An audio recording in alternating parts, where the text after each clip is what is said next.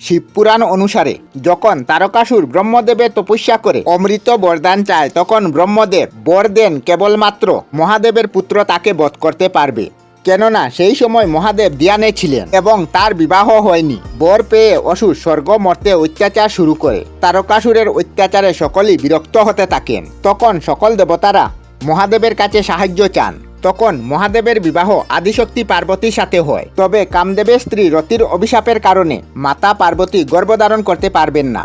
তখন দেবতারা উপায় বের করে অগ্নিদেব ও বায়ুদেবের সাহায্য নেন। তখন মহাদেবের ঊর্জা অত্যাধিক বেড়েছিল, যার কারণে অগ্নিদেব বজ্রাকে সুরক্ষিত রাখেন ঠিকই, পরবর্তীতে সেটি গঙ্গাদেবীকে দিয়ে দেন। সেই সময় 6 জন কৃতিকা গঙ্গায় স্নান করছিলেন। তখন সেই ঊর্জা তাদের 6 জনের গর্ভে ভাগ হয়ে যায় এবং 6 মাতা বিশিষ্ট কার্তিকের জন্ম হয়। সেই 6 কৃতিকার দ্বারা পালিত হওয়ার কারণে তার নাম হয় কার্তিকে। পরবর্তীতে তিনি স্বর্গে গিয়ে তারকাসুরকে বধ করেন।